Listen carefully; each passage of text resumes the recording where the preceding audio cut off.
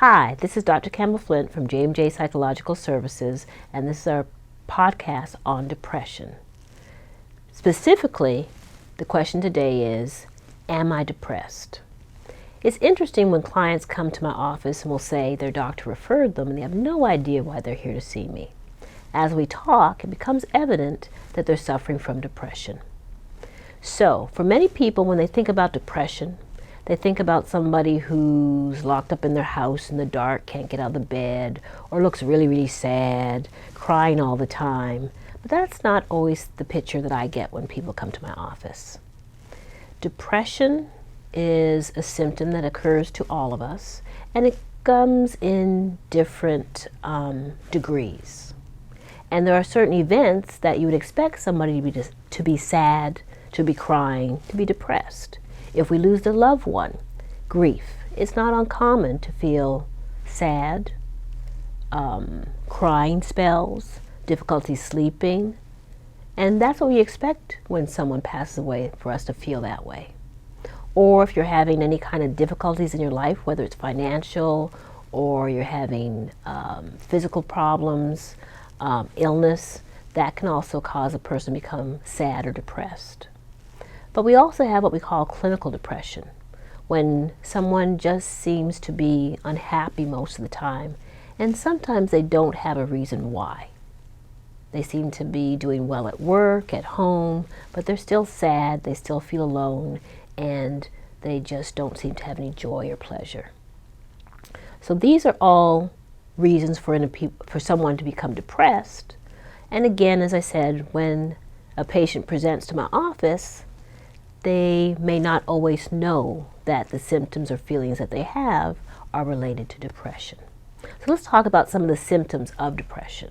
Of course, the first that comes to mind is sad mood. Somebody who does not seem happy, doesn't smile, just seems to be very down in the dumps. So that can be one symptom, depressed mood. Next, when we talk about depression, we could also have somebody who feels anxious. They can also see or experience little pleasure or joy in activities that they engage in. That can cause them to be depressed or have symptoms of depression. Feeling helpless, hopeless is another symptom of depression. Believe it or not, poor concentration or memory is also a symptom of depression. That can happen. There can be changes in sleep. For some individuals, they sleep a lot when they're depressed, and that's a way, in a sense, of escaping the realities. There are some people who have difficulties falling asleep, particularly when they have a lot of racing thoughts. They ruminate or think about the negative thing over and over and over again, and it causes them difficulties going to sleep. Appetite can also change with depression. We have some individuals who just don't eat and tend to lose a lot of weight during depression, and there are some people that eat a lot, stress eating. They'll eat for comfort. So those are some of the ways that depression can show. Physically, we have individuals who may become very tired, very listless, just having no energy, low energy. Physical symptoms, a lot of pains, headaches, can also go with depression. So again, these are some of the symptoms and signs of depression. We also want to look at the duration of the depression. Has it gone on for more than 2 or 3 weeks? If we have those types of symptoms going on, then we want to start paying attention to it and figuring out what's going on. One of the more serious types of symptoms for depression is suicidal thoughts.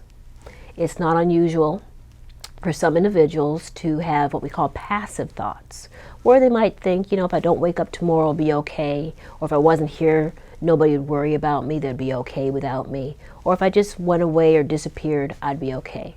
So those are passive thoughts, where if something happened to you, you wouldn't be worried about it or feel others would be worried about it, but you don't do anything active to take yourself out of this world.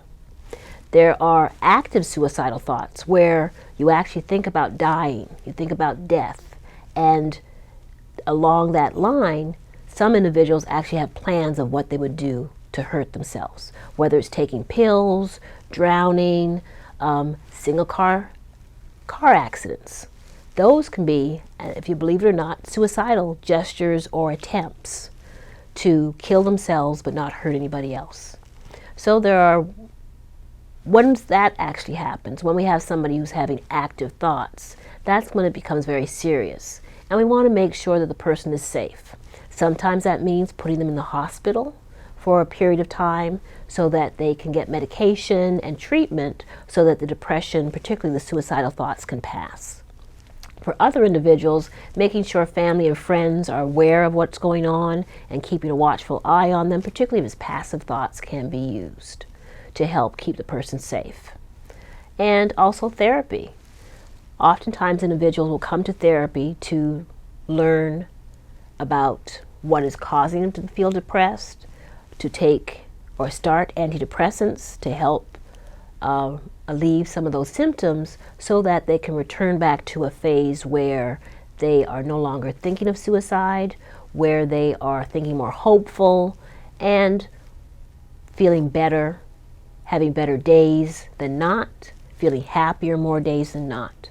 So again, today's topic was just to review what depression is and how it may manifest itself in our bodies and the symptoms that we may have.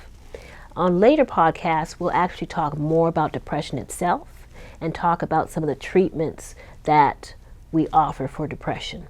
So I'm hoping that you have learned from this and also being able to see within yourself whether or not depression is a problem or symptom that you're experiencing.